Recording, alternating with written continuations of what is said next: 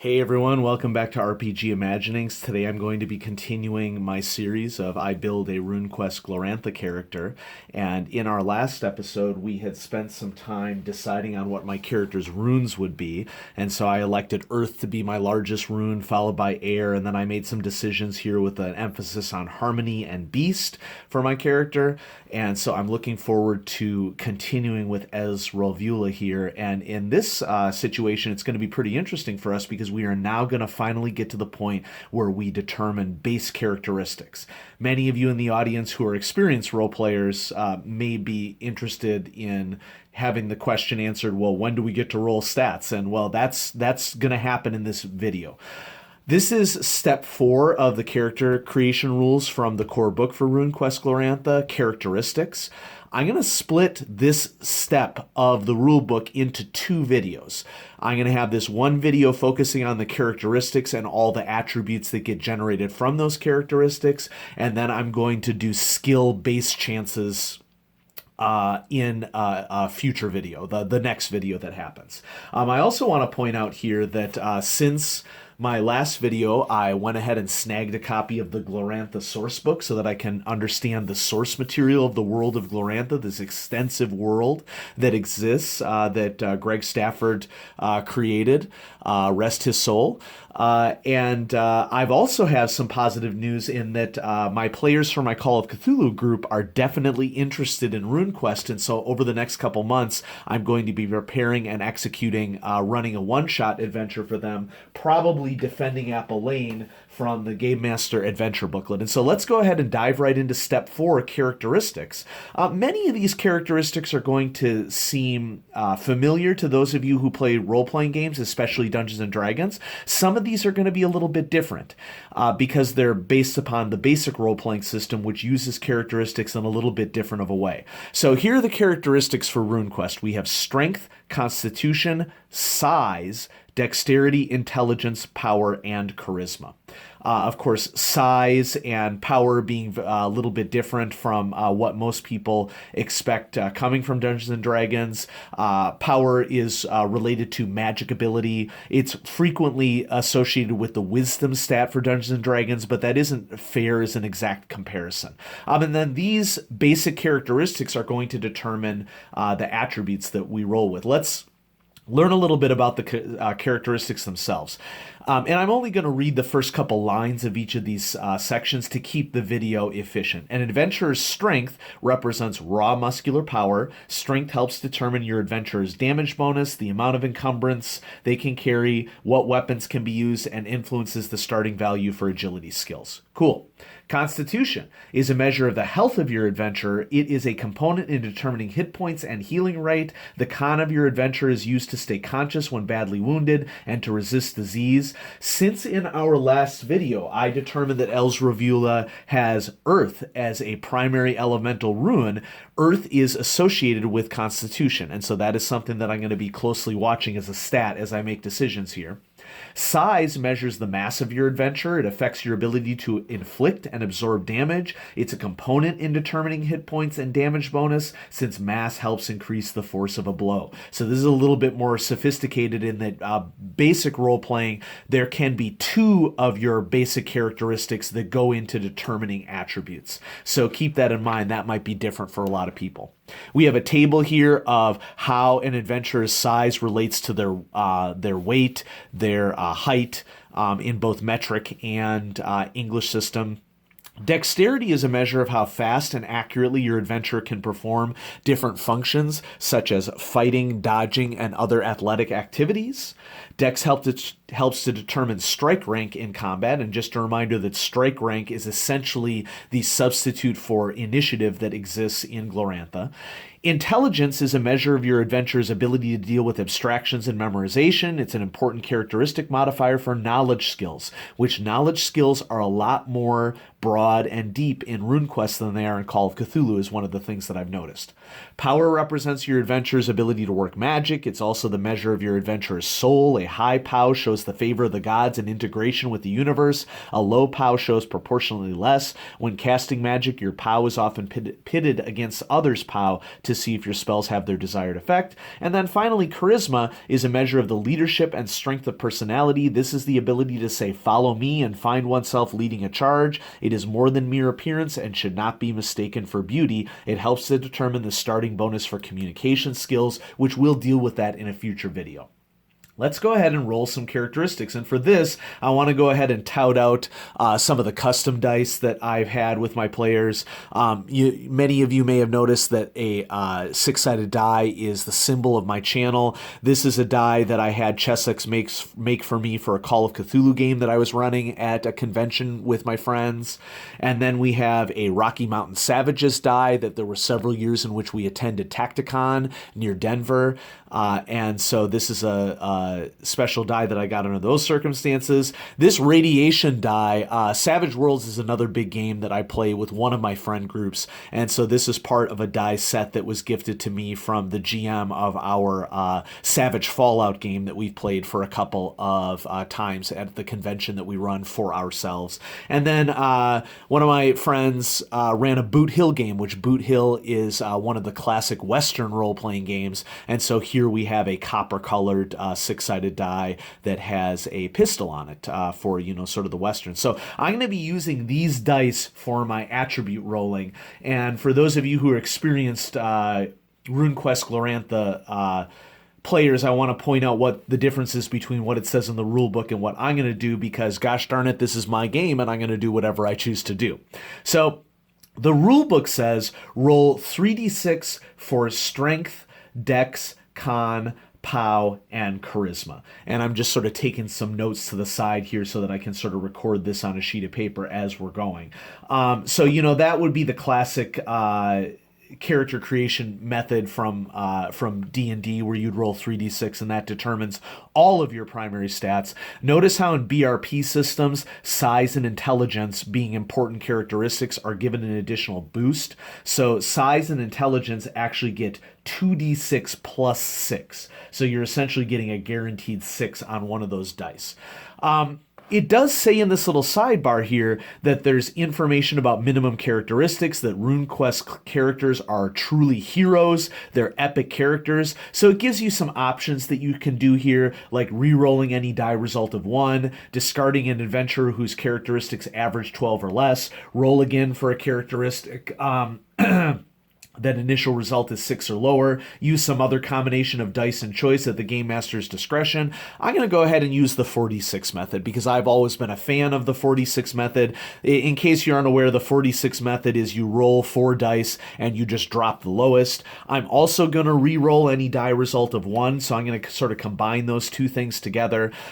For size and intelligence, instead of just doing 2d6 plus 6, I'm going to do 3d6 plus 6 and once again drop the lowest die. Now, what I'm going to be doing here is I'm going to be collecting these sort of on a sheet of paper here and then making decisions about where I want to place them. I'm not going to do the thing where you roll a die for a stat and that's your stat. I really want a character that is fully customized according to what my desires are.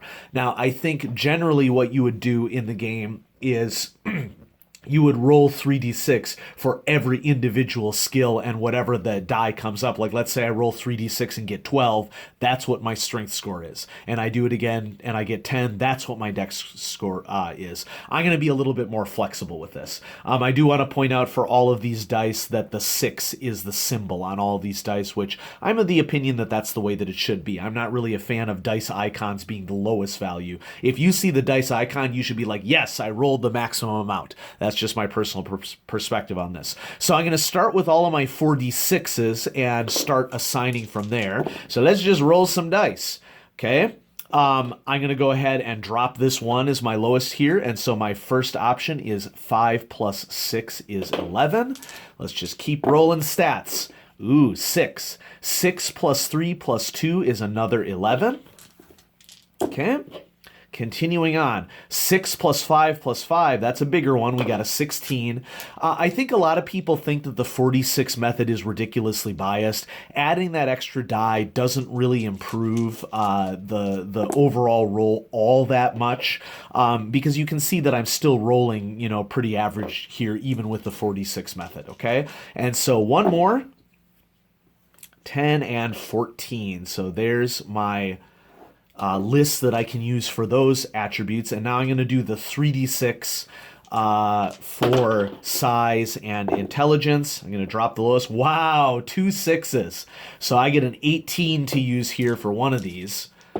And then 4 and 4 is 8 plus 6 is 14. I rolled really well for size and intelligence. And you know what? I think I'm just going to go ahead and do it in this order because I sort of imagine my character to be a fighter. I haven't decided what her occupation is going to be yet, but I sort of like that as a possibility. And then I'm going to go ahead and put 16 in my con.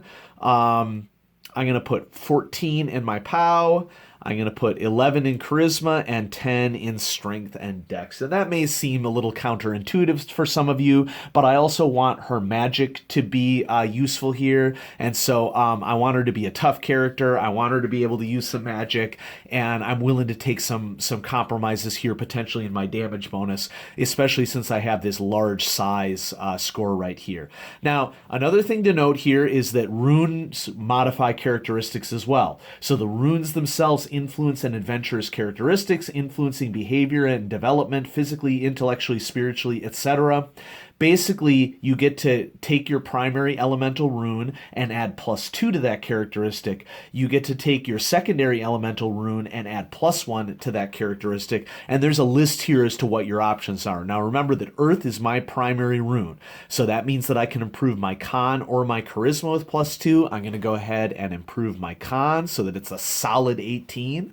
And then air was my secondary characteristic. I can improve my strength or charisma by 1. I'm going to improve my charisma by 1. There we go. Okay. So, homeland modifiers, not going to affect my character because I'm from Sartar, but there are some homeland characteristic modifiers that matter over here. And now what we're going to do is we're going to generate attributes, okay? And I'm still working off of this sheet of paper because I don't want to fill anything out on the character sheet until I get all these sorts of modifiers all nailed down. So, attributes. Attributes are qualities numerically derived from the values of certain characteristics. Movement is considered an attribute, but it is the same for every human, 8 meters per melee round walking or 24 meters running, and does not need to be calculated. So we'll make sure, let's just go ahead and throw our movement down. Where is the movement section of the character sheet? New to the game, and so expected to sort of be down here. I don't really see it anywhere, and so I assume that since I'm a human, that is just like a base thing that everybody just understands. Your movement is 8, so maybe it is not something that is recorded on the character sheet. Okay, let's continue on though. Magic points. And adventurers' magic points equal their current POW. So I'm just going to throw down here that my MP equals 14. Situations may result in magic points are higher or lower than that number. An adventurer reaching 0 magic points falls unconscious. They regain magic points at the rate of 1/4 of their current POW per every 6 hours. Okay, so there we got our magic points down. Hit points. This is where we're going to start getting into tables in the BRP system. Hit points represent how much damage your adventurer can take before unconsciousness or death. The term refers to the total hit points of your adventurer as well as their hit points per body location. And so we're going to nail down our total hit points, and then we're also going to have information per body location as is evidenced in this table up here. Total hit points are lost when your adventurer takes damage. Hit points per body location are lost when injuries are inflicted upon your adventurer's body in a specific part. And adventurer's hit points are equal to their con, modified by size and POW. The reason for the first is obvious. The larger your adventurer, the more they can soak up damage. Thus, an increase in size equals an increase in hit points. POW also represents the favor of the gods, useful in many ways, particularly avoiding death. And so we're going to use this table right here, hit point modifiers. My characteristic, of course, the Constitution is 18. So I'm going to start right here. And my, I see. Okay, I need to take a step back on this, okay? So, I'm going to get bonuses according to the specific levels of size and power here. My power at 14 does not give me any bonus, but my size at 18 does. So I'm going to get a +2 bonus to my hit points as a result of that. So my hit points are equal to my con, which is 18, plus I'm going to get a 2 bonus. This is coming from my large size of my character, so my total hit points for this character is 20. Also, we have for hit locations, we have values based upon what my total hit points are. Now, I have a really beefy character here. Okay, my total hit points are 20. So notice how I'm going to get quite a lot of hit points in each of my individual areas. This is going to help me be resistant to hits and effects in certain areas. And so let's get this down over here. I'm just going to write down leg. And that implies each leg, abdomen, chest, each arm, and my head. Based upon a hit point value of 20, I'm going to be at 7, 7, 8, 6, and 7. Okay? Let's continue on. Still working on these basic attributes. Healing rate. Well, I have a great constitution, so my healing rate is also great. My healing rate is equal to 3. Constitution between 13 and 18, equal to 3. Damage bonus. Okay. Damage bonus of my character, it's over here. Damage bonus is going to be based upon strength and size, and so that's part of the reason why I wasn't too worried about my strength being a little bit lower. But let's see what we get out of this. Strength of 10, size of 18, my combined total is 28, so that gives me a damage bonus of plus 1d4. Not too shabby. I'm rolling an extra little die on my damage every time I make an attack. Spirit combat damage is going to be based upon a combination of my POW and my charisma. Okay, and so POW is 14, charisma is 12 for a total of 26. I'm getting a spirit combat bonus damage of 1d6 plus 1. So it sounds like Ezreal might be wanting to rely upon her spirit combat whenever possible. Maximum encumbrance. The total amount of stuff, such as weapons, armor, etc., measured in encumbrance points your adventurer can carry or wear and still function normally is determined by averaging their strength and con. I have a strength of 10. I have a con of 18. So let's just write down ENC right here. Averaging 10 and 18, that's 28, divided by 2 is 14. Okay? The maximum limit of this, however, is your adventurer's strength, even if it is lower than the average of strength and con. So my actual encumbrance is going to be based upon my strength, only 10. Next up, strike rank. This is going to determine when I act in a round. Weapons also modify this as well. Strike rank determines who acts first in a melee round. The lower the strike rank, the sooner in each round of combat your adventurer can act. Your adventurer's melee combat strike rank is a combination of their strike ranks from dex and size, and the strike rank for the weapon they are using. For missile combat or spells, it is only the dex strike rank and that of the weapon or spell. Write down the dex and size strike ranks on your adventurer's sheet. Later in the adventure generation, when you know what weapons, we'll modify this, okay? And so I'm actually going to have 2 strike ranks here. I'm going to have my dex strike rank and my size strike rank. My dex is a little bit lower. It's 10. I'm not the fastest character in the world, so my dex strike rank is going to be 3, meaning that I would act third in a round, assuming all of the things being equal. And then my size strike rank is going to be much, much better because I'm a large character. My size strike rank is going to be 1. Okay, so 1 for size strike rank. That actually pretty much gets us started. You'll notice that the next part here is skills category modifiers.